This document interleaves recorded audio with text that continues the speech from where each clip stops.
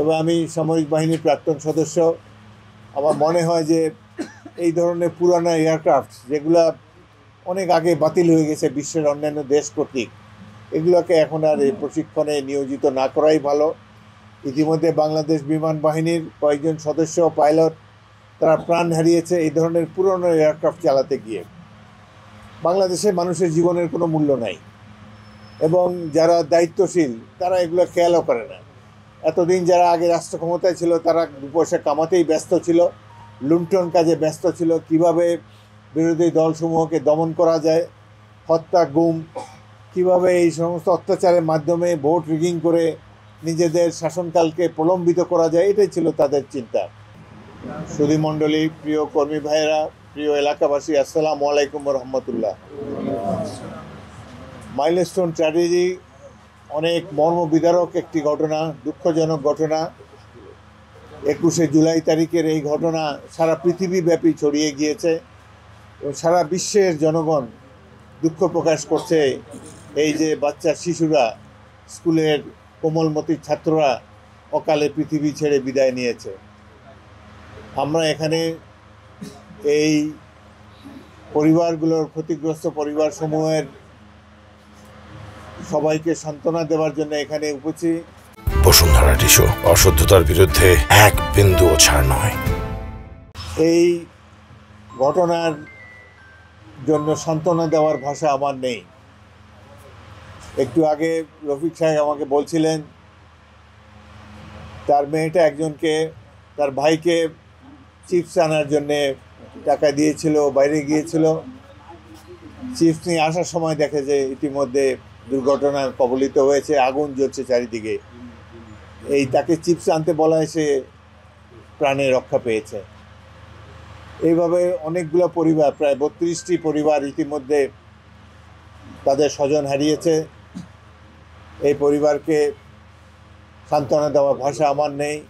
আল্লাহর কাছে কামনা করি আল্লাহ যেন এই কোমলমতি শিশুদেরকে সবাইকে জান্নাতুল ফেরদৌস নসিব করেন, তাদেরকে যেন শহীদি দরজা দেন এবং এই পরিবার, শোক সন্তপ্ত পরিবারসমূহ এই শোক সহ্য করার তৌফিক যেন আল্লাহ তাদেরকে দেন। কয়েকজন শিক্ষক এখানে মারা গিয়েছেন, তাদেরও রুহের মাগফিরাত কামনা করি। কয়েকজন অভিভাবক এখানে মারা গিয়েছে, সেই জন্য এলাকাবাসীর দুঃখের আর সীমা নাই। স্কুলের কয়েকজন কর্মচারী তারাও এই দুঃখজনক ঘটনায় পরলোক গমন করেছেন। এই ধরনের ঘটনা বাংলাদেশে বিমান এসে স্কুলের উপরে আঘাত করবে, অতীতে কখনো ঘটে নাই।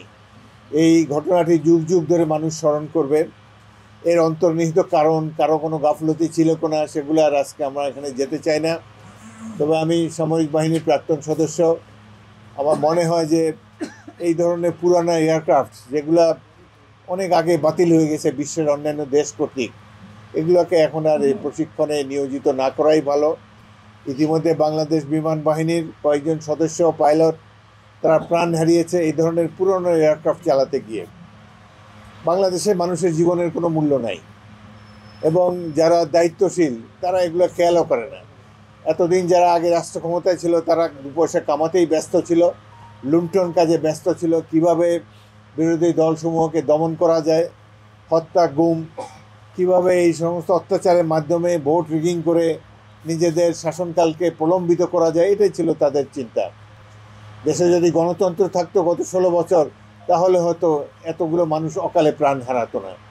আমাদেরও নির্বাচিত প্রতিনিধিদেরও দেখার সুযোগ হতো কেন এই ধরনের মর্মান্তিক অ্যাক্সিডেন্টগুলো ঘটে।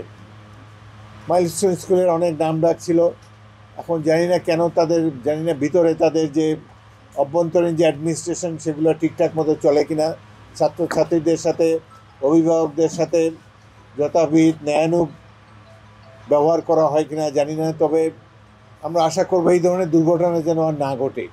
বিমান বাহিনীর যারা কর্মকর্তা আছে তাদেরকে অনুরোধ করব তারা যেন মেনটেন্যান্স ঠিক মতো করেন।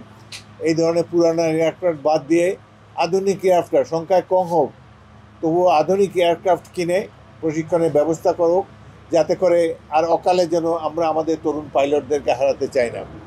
এই পাইলট চেষ্টা করেছিল, পাইলট তৌকির, সে চেষ্টা করেছিল আশেপাশে ল্যান্ড করার জন্যে, কিন্তু বিভিন্ন এলাকায় উঁচু উঁচু বিল্ডিং থাকার ফলে সে ল্যান্ডিং করতে পারে না স্থানভাবে। যাই হোক, আমরা মুসলমান, আমরা আল্লাহর যে নির্ধারিত ভাগ্য সকলের জন্য রেখেছেন সেটাতেই বিশ্বাস করি। সবশেষে হলো যে আমরা ইসলাম ধর্মের অনুসারী। আমরা বিশ্বাস করি এই পৃথিবীর পর আরেক পৃথিবী আছে, যেখানে আমাদের বর্তমান পৃথিবীর কর্মকাণ্ডের জন্য জবাবদিহি করতে হবে আমাদের।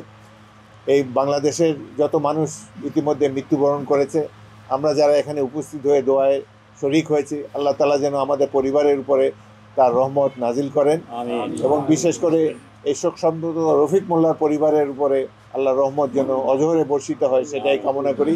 আপনারা সবাই পরিবারের জন্য দোয়া করবেন, আমাদের জন্য দোয়া করবেন। For more updates, follow us on Facebook, subscribe our YouTube channel, get the latest update on www.daily-sun.com.